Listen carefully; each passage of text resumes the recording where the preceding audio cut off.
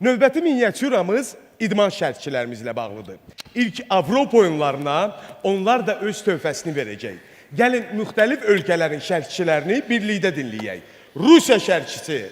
Добрый вечер, уважаемые любители футбола. Идет 20-я минута футбольного матча чемпионата мира по футболу. Это финал. Играют сборные Аргентины и Германии.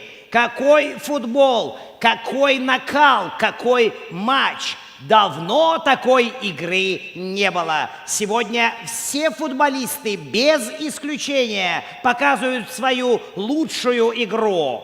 Türkiye şərhçisi. Evet, Arjantin yine atakta. Di Maria'dan güzel orta. Messi havada topla buluştu. Acaba şimdi ne yapacak? Messi vuruyor, şut ve Neuer'den mükemmel kurtarış.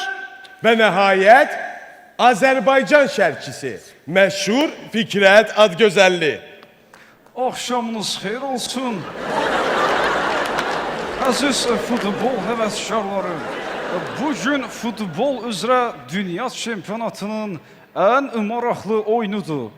Bəli, bugün finaldır. Almanya, Argentina. Beləliklə oyun başladı.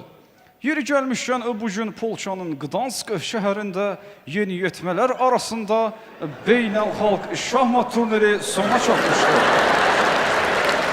Ölkəmizi təmsil edən gənc şahmatçımız Camal Kazımov gərgin mübarizədə qalib gəlmişdir. Bu, ölkəmizin şahmata və ümumiyyətlə idmana göstərdiyi qayğının nəticəsidir.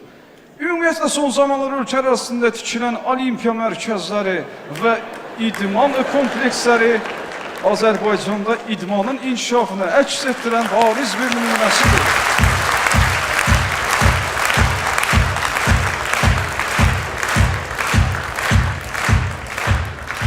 Bəli, qeyd etdiyim kimi bariz bir nümunəsidir.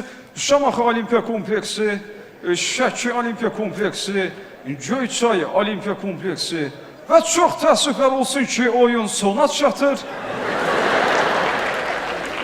Mən bütün komplekslərin adını sadalaya bilmirəm. Qalsın gələn reportaja. Xatırladım ki, oyunda yeganə topu ifadəmə görə üzr istəyirəm, Götze vurdu.